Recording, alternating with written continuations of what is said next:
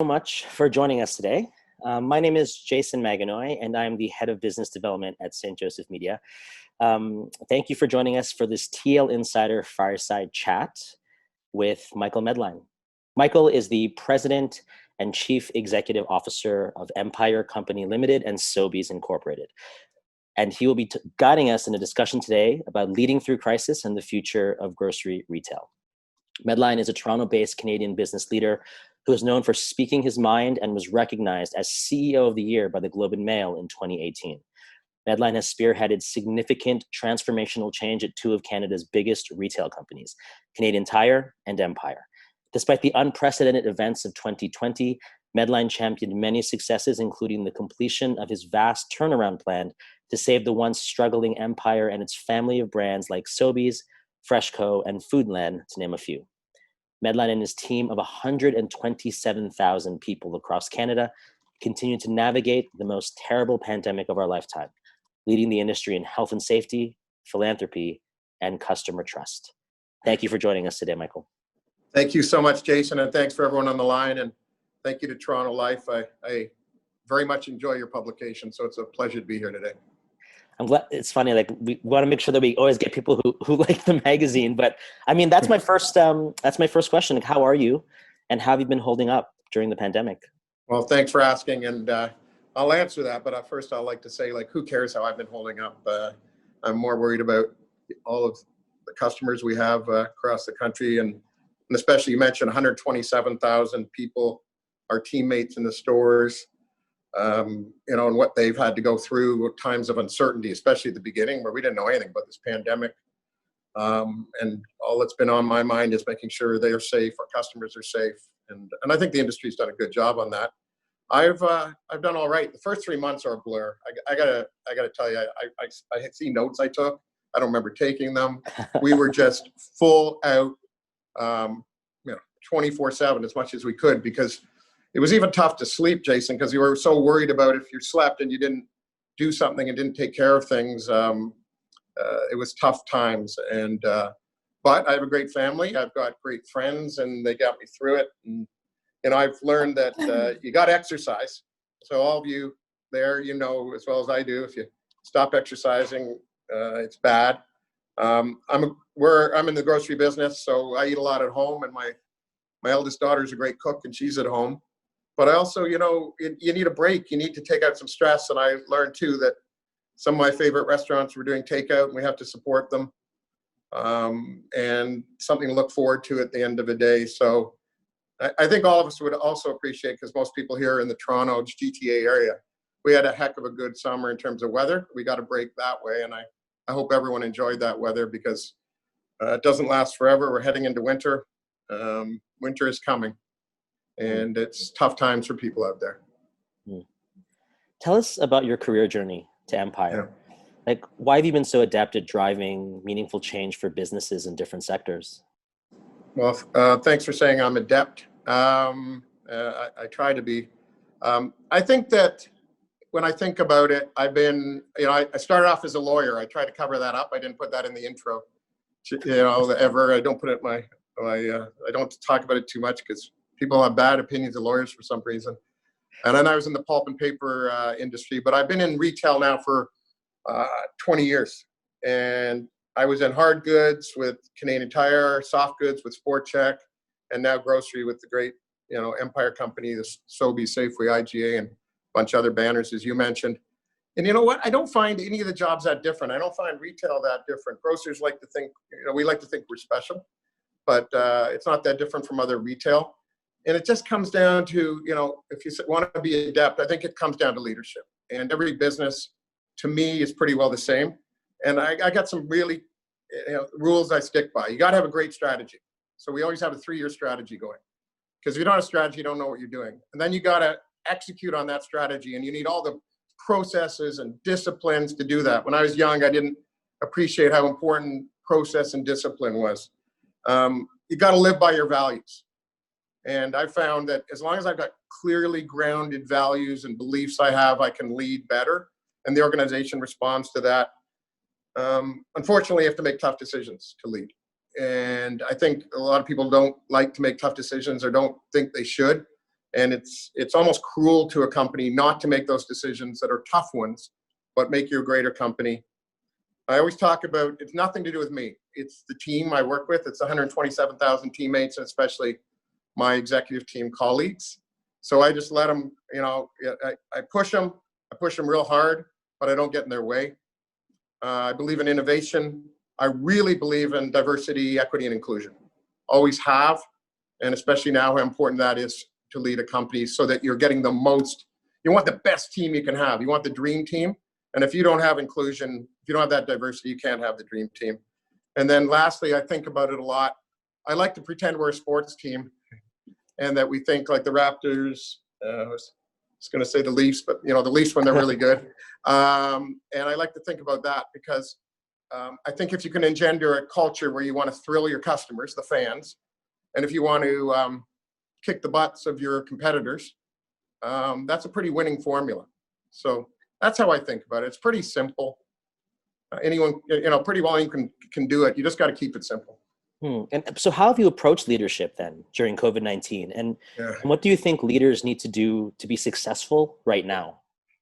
Yeah, it's the biggest challenge I've ever had as a leader. Obviously, we've never faced anything like it in our lives. And it's amazing. I mean, forget about me, how many great leaders there are in this country who have, we've been lucky, we've been in business. So we've had an issue that we had to stay in business. And I feel for the leaders and the companies and the people across the country who have not had that privilege, who haven't been able to stay open. I think it comes down to when you're in a crisis, you got to keep it very simple.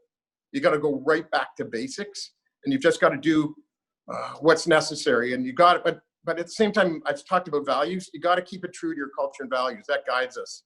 We only had just three priorities in the heat of COVID. So when I'm talking the heat of it, the first few months, one is keep those stores open and keep those shelves stocked. And now that seems easy. It wasn't so easy. It was very hard. Two is keep everyone safe, keep our customers safe, keep our teammates in the stores safe. And three, support the philanthropic causes. The charities that we support, like Special Olympics and others, were in desperate straits. And so anything we could do to help them through these tough times, they support so many people. I also think about leading by example, that if I don't walk the talk, no one's going to do it. I think you got to trust your people. I trust all 127,000 people, honestly, and they never let me down. And then you got to communicate like hell. We've never communicated to our customers or to our teammates as much as we have, but people want to understand what's going on. So again, keep it simple, keep to the basics, and just go back to what makes you strong as a company. And that idea of keeping it simple and going back to basics, is that tied to this idea of how do you build trust, like during this time? And everything that you were just describing, like the top three initiatives there, that builds trust really quickly, I find. Like just knowing that the store is open, that the shelves are stocked, and that it's safe. That's a really great way to build trust. Like, what else have you been doing to build trust? Yeah, I think that's a good point you make. I hadn't really thought of that, like how just doing that can build trust. But in good times, anyone can perform well. In good times, anyone can build trust. It's in hard times that you can really make a difference. And the best time to build your brand or trust in your company, organization, or your magazine, which you're working for, is during a crisis. How do you handle a crisis? How do you handle yourself? Do you still live by your values? Do you still do the right things? Because that's when you can stand out.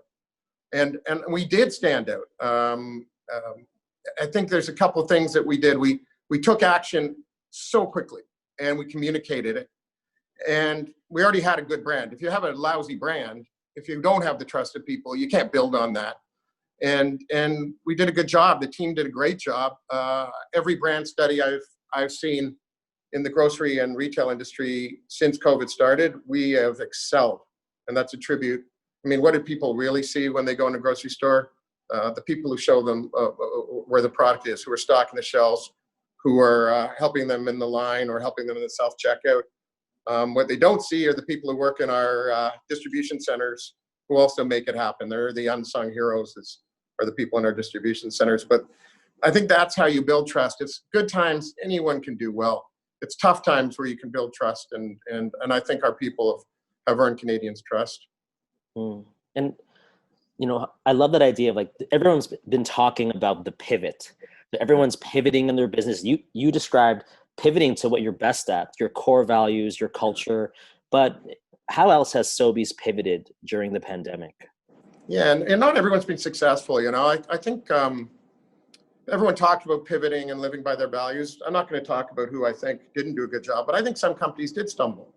And they didn't live by their values, or they didn't do everything possible for the customer. And I watched that as well. I'd say the things that we got better at and we pivoted on ourselves are that our velocity. I've always preached velocity, that speed is so important in business, moving fast. And we thought we were moving fast.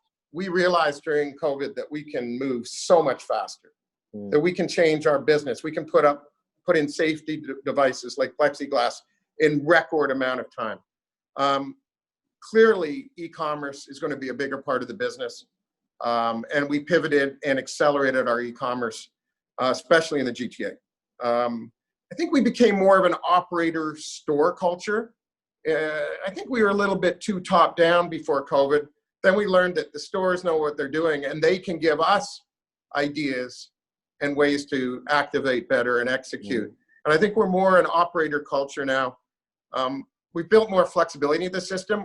Our distribution centers, for instance, could only really work with themselves. Now they can work across different distribution centers. We even put in IT, our technology group was great, technology and operations and process and disciplines, so that if one of our distribution centers went down, it could even help another province. So built a velocity, flexibility, and obsession about health and safety. We were already great before, or now we're obsessive about it. So that's how we pivoted. And you mentioned, we're going to be talking about safety later on, but you'd mentioned e-commerce as something that a lot of grocery stores have been doing. It's funny, like I have not set foot in a grocery store since the beginning of the pandemic. I've been using a lot of delivery services, and I've been using a bunch of different solutions. And what differentiates all of them literally is how close they get to my door. The closer you get to my door, the more likely I'll probably use you again. So e-commerce seems to be king right now for a lot of companies. So where do you see the food shopping experience going next? Like, do you see it being a hybrid model? And, if people are having their groceries delivered, what is the value proposition of an in-store experience? Yeah, I think that's a great question. I don't think, and I'm the biggest proponent of innovation in e-commerce, probably in retail, have been for a decade. But e-commerce isn't king. And it's interesting because it's what we fixate on. We talk about a lot. I get most questions from investors and from our board and from others about e-commerce.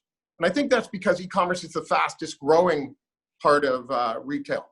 However, in grocery, even at the height of the pandemic, we're probably only looking at 3.5 to 4.5% of groceries in the country were being delivered through e-commerce.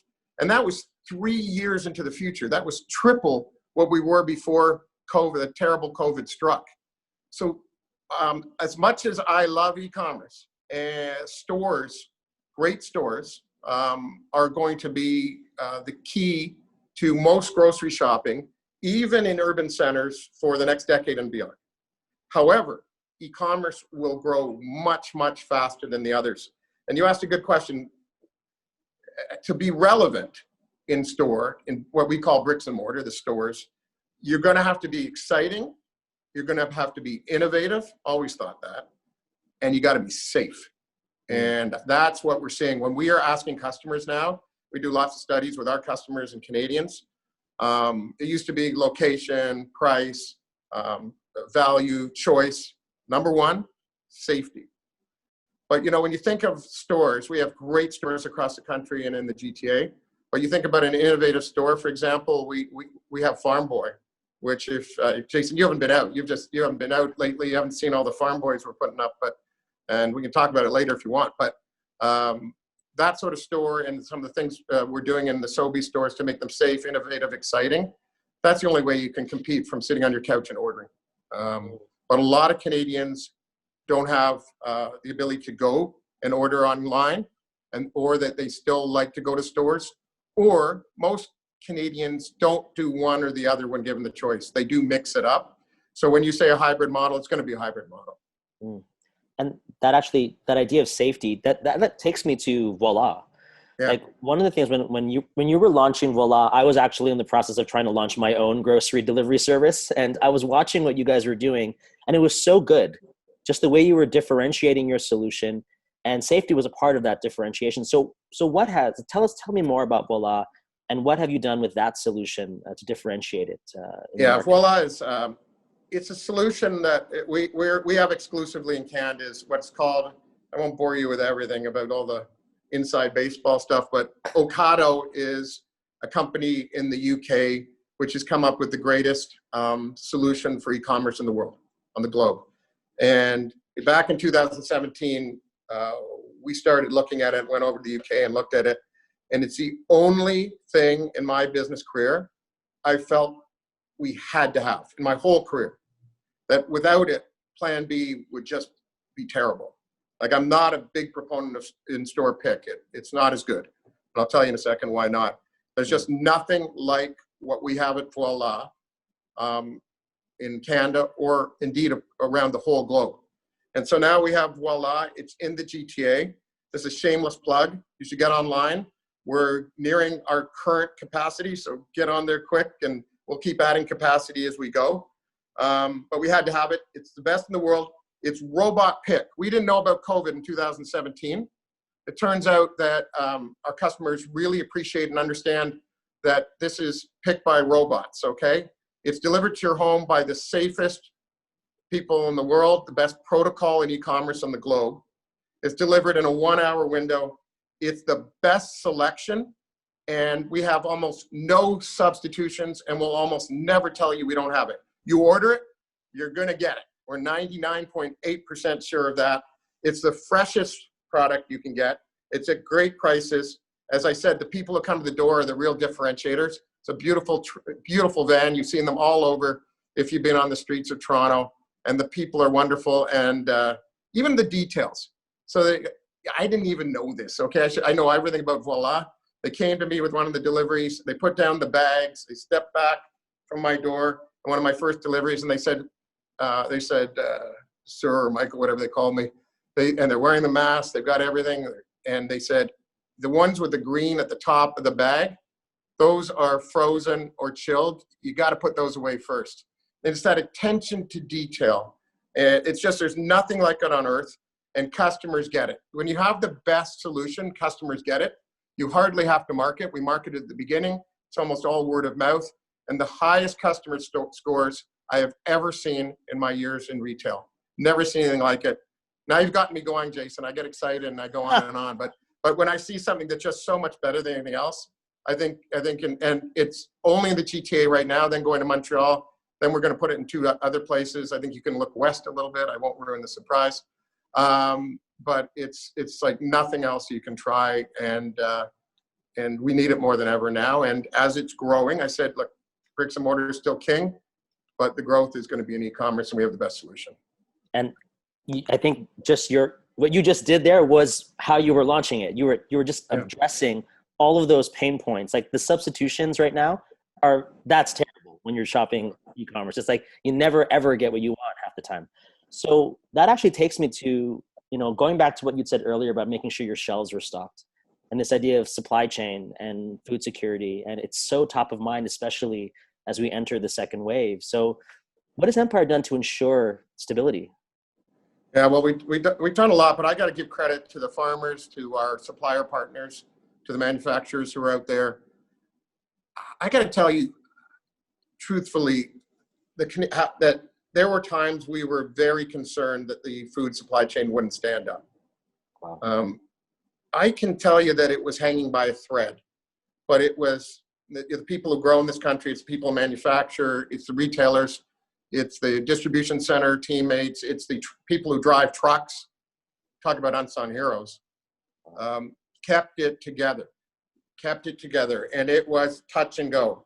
Not just for toilet paper, not just for paper towels. It was for a lot of things, including meat, including produce. How do you get these to people, including grocery items? We'd never seen sales like this.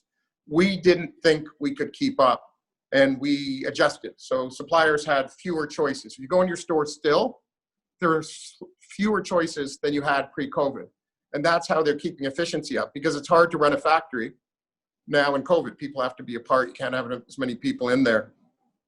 We kicked up our distribution centers, and we have the most automated distribution centers in the country.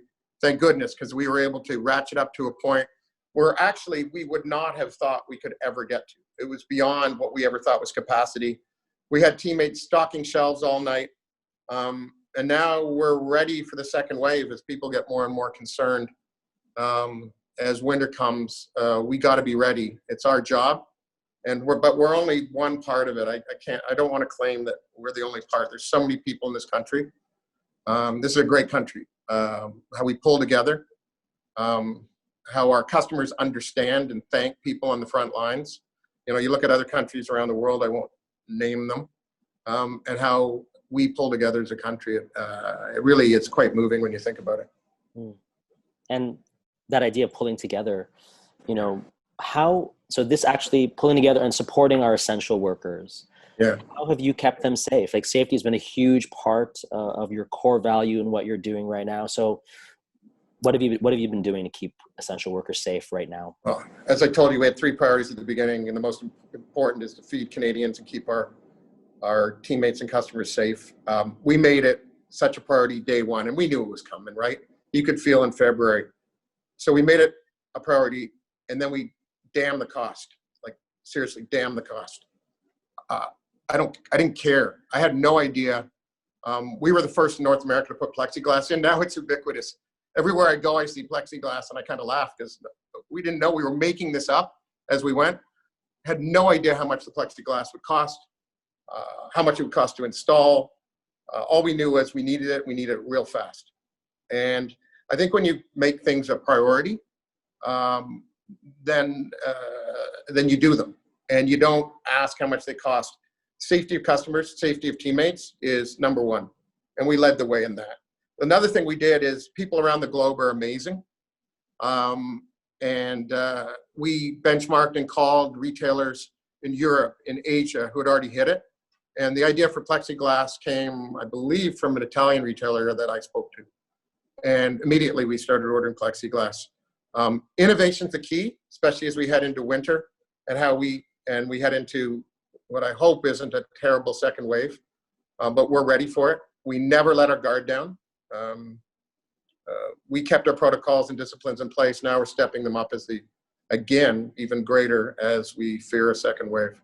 And that actually takes me to my next question, which is like a two-pronged question. Yeah. And it's, where do you see the pandemic taking us next? And how has Empire positioned itself if the pandemic were to just be our long-term reality? Is that tied to the Farm Boy acquisition? Is that part of how you're positioning yourself for the future? So where do you see it taking us next? You know, I'll talk about where it takes us next, and I'll talk about Farm Boy, but I guess to continue what I was saying, and you're absolutely right, is we're operating, it's our duty to operate like the pandemic's not going to end. We hope it ends, we pray it ends, but our duty is to keep people safe. And we know that at certain points in the pandemic, especially early on, we were the only place open, and we had to figure it out. So our goal is never let our guard down, never decrease our standards, and in fact, look for ways to make people safer. That's where it's going to take us, the pandemic. I think we're going to see for some time, although I'm a big restaurant fan, that eating at home is obviously going to be a bigger priority. One-stop shopping. You know, Jason, you said how you changed your behavior, and everyone's changing their behaviors. I think a lot of this will be lasting. The evidence is that the severity and length of a crisis dictates how people will act even after the crisis is over. People are shopping one-stop shop way more than they ever did before. People were shopping 5 different places for their food. In the pandemic, they've cut that down appreciably. And we're going to see, as we talked about, e-com taking off. In terms of Farm Boy, once again, I had no prescience, no crystal ball. We bought Farm Boy, and it turns out it's a perfect urban concept, and it's a perfect concept for the pandemic. because there's so much prepared food done in a safe manner. Farm Boy, again, voila for e-commerce. And Farm Boy is the most beloved brand in bricks and mortar grocery. Customers love it. It's made for the urban customer.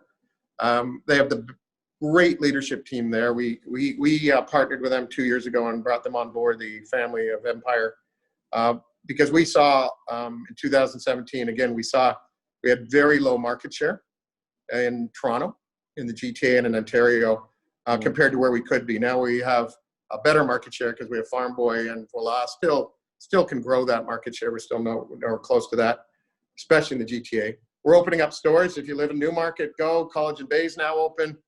Yonge and Egg, the old art shop, is about to open. Bathurst in Front early next year. Queens Quay, in between those, on and on. There's going to be a Farm Boy near you, so don't worry. And you can do your full shop at Sobeys or Fresco at our discount. You can shop Voila, or you can go to Farm Boy. We're going to have you covered. Again, if I've got everyone on the line like this, I'm going to use my time shamelessly. So, but I'm confident. So That sounds like a great strategy. So I guess my next question then is, sustainability is top of mind, and especially with the federal government's recent announcement to ban single-use plastics. What is your position on this? Do you think it's going to be harder to run your business with this ban in place? I'm not, as you can imagine, I'm not all for every government regulation and pronouncement, because I think sometimes it can act counterintuitively. But in this case, 100% behind the federal government and the provinces for the leadership they're showing on sustainability. Sustainability, along with DE&I, is where I'm spending a lot of time. And sustainability is key for us and a key priority and goal, and one that we had to keep up. We had the 3 priorities, but we did not want to let down on sustainability. We're really proud of our work. I think we've been the leader in terms of plastic. In my office is hanging, in fact, it's right behind me, at Sobeys. This is the last plastic bag ever made for Sobeys, or the last one in our store. So the team framed it for me because we were so adamant, and I'm so adamant, that we have to do more for the environment. I'm not claiming that getting rid of plastic bags, as we're going to do in all of our banners, is the answer to everything. We have to get rid of single-use plastic. We have to watch our carbon footprint. We're concentrating on food waste. But if you wait, there's too many promises that are out there. Oh, by 2030 we'll do this. By 2050 we'll do this. In 2019 we did this, and now we'll keep doing it. So I'm really, really proud of what we're doing. Applaud. I think everyone should be doing what we're doing, and we'll keep it up. And if you want to see more of what we're doing, we just put up our CSR report online, and you can judge for yourself. But the pressure is going to be there to keep doing this. Our customers want it. Our teammates are well behind it, and I'll stake our reputation on it. We're very excited. And that idea of just having those types of values, it's just having a really great value-based system is a really good way to get customers as well, because customers are really looking for that, and they care about that more than ever. Well, they should. It's a great point. And when I have 4 kids, and they put a lot of pressure on me at home, especially on sustainability, and they're absolutely right. And this takes me to, so we're gonna do our lightning round, and then after we do the lightning round, we're gonna open it up. We got some questions already in the chat, questions from our audience. So if you have any questions, please pop them into the chat. But for the lightning round, it's 2021. I'm gonna say a word or phrase, and you're gonna tell me what it looks like in 2021. So the first is the Toronto Maple Leafs. Toronto Maple Leafs, tough season, too early an exit. I'm a big fan of all our teams, as I think most people know. We're a big sponsor at Sobeys. We sponsor all of the teams, including the Blue Jays, Raptors, and Leafs. I think we're going to see it come around this year. I think the Leafs are making the right moves, and I am ever an optimist. So this is it. This is the year. It's coming up. Amazing. Plant-based. Plant-based, very, very important. Obviously important for sustainability, but also important because so many of our customers are moving toward fully plant-based or a hybrid model in terms of their diet. Interestingly, though, during COVID, our meat sales have gone way up, and people are eating more meat as well. So we got to keep.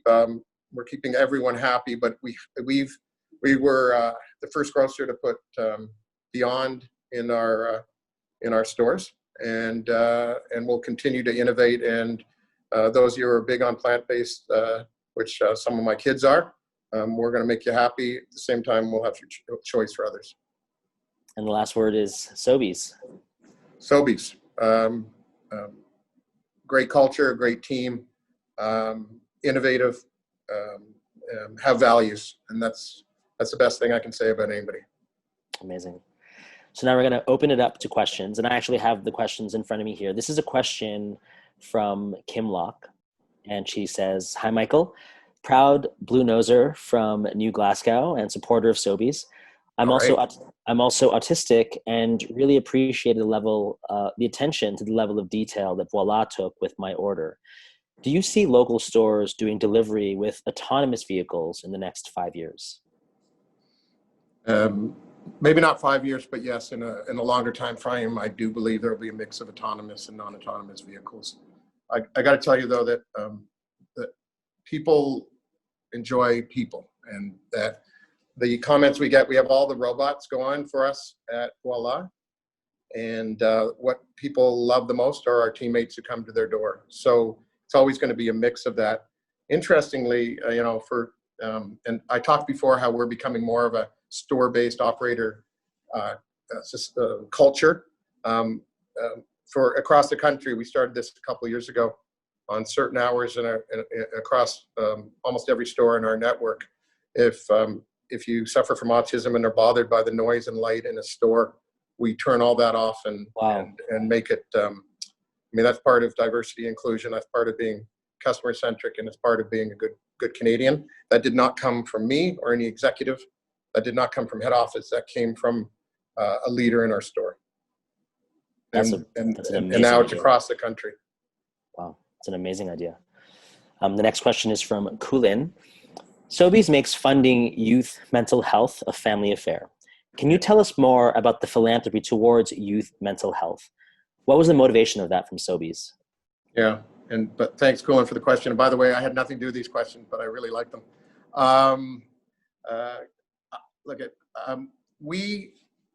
We believe that we have a huge part to play in philanthropy and supporting the communities we're in. We already support so many great causes, Toonies for Tummies.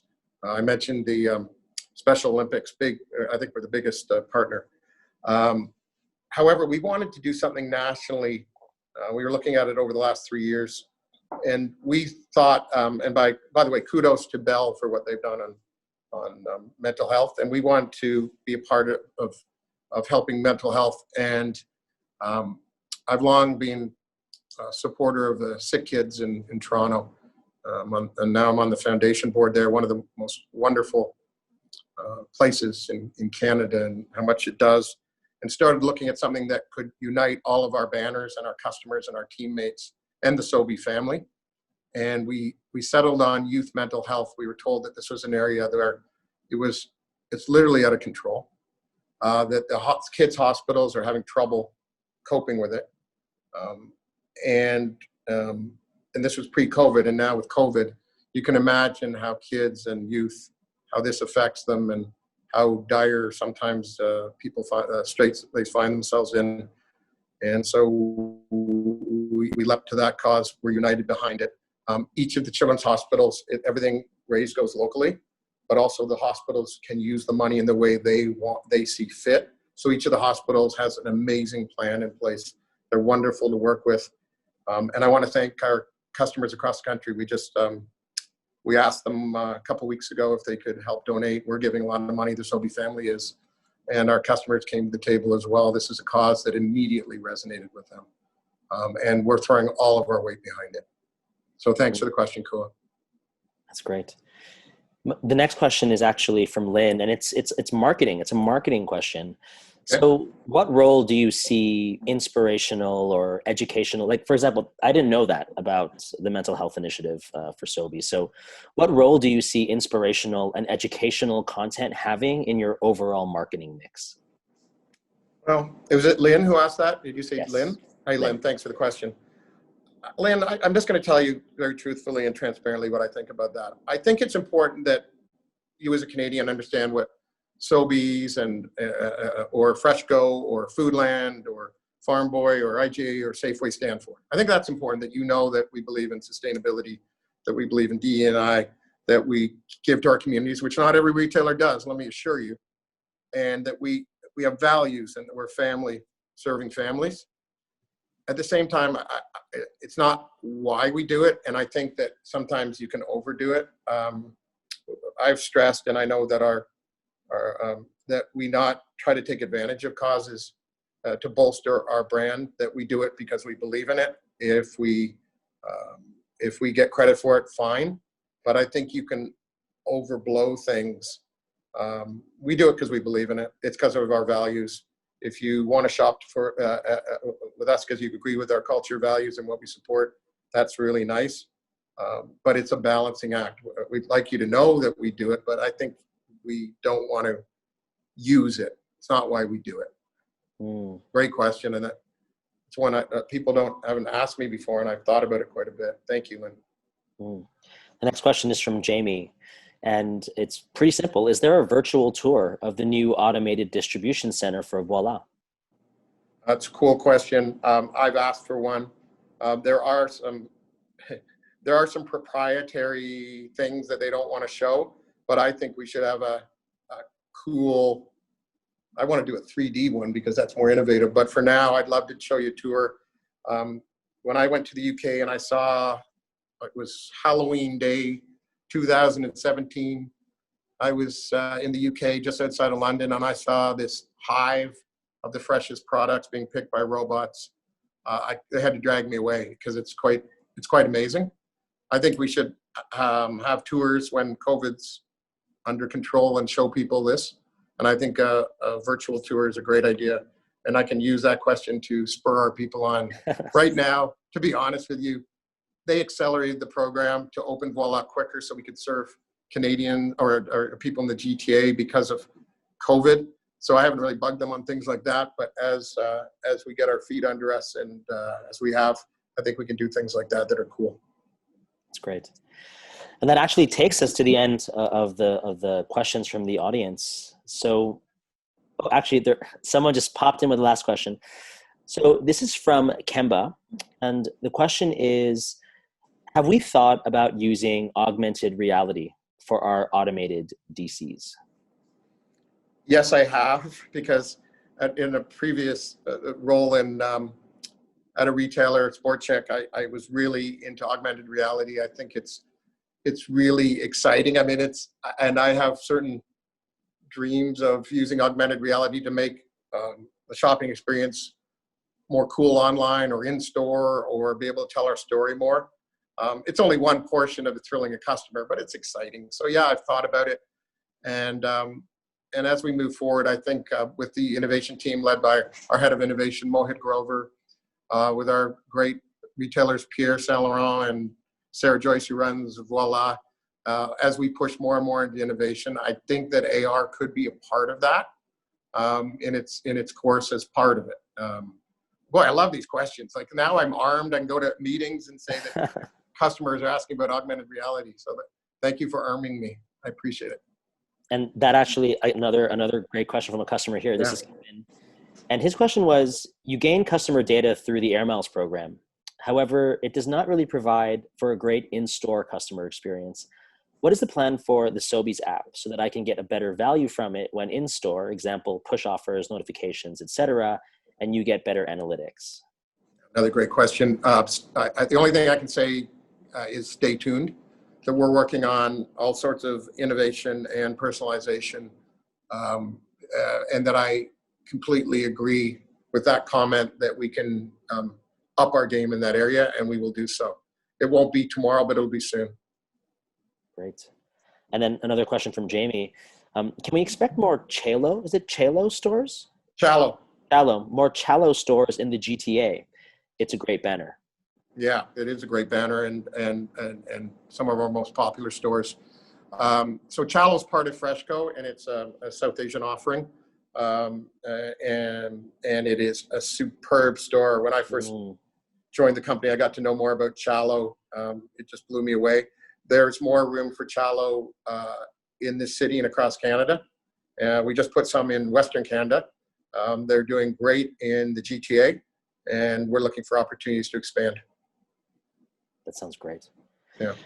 And that takes us to the end of this fireside chat. Michael, that was like a masterclass on just great evergreen, awesome business advice on how to lead during a pandemic. I think it was just great. And the fact that you've landed on such a great strategy and to have a solution for everyone, no matter how they want to engage with your brand. It's very exciting. So yeah, really, that's really nice to have the time to talk to people like this. And, you know, if you ask me a question, I'm going to give you the answer. I'm transparent, but I'm very proud to be part of Empire and Sobeys, and proud of our teammates. And I always say I don't do anything. They do everything. So thank you. Thank you. And thank you everyone for joining us today. We actually are going to be having another fireside chat tomorrow at noon. If you'd like more information on that, just let us know. We'll be interviewing the CEO of Porsche Canada, and he'll be talking about the future of automotive, Mark Oyun. So thank you so much for joining us today. Michael, thank you again. This was a wonderful chat. Thank you to all of our members and the audience for attending, and we look forward to seeing you at the next one. Thanks, and good luck with Toronto Life. Great magazine. Thank you, sir.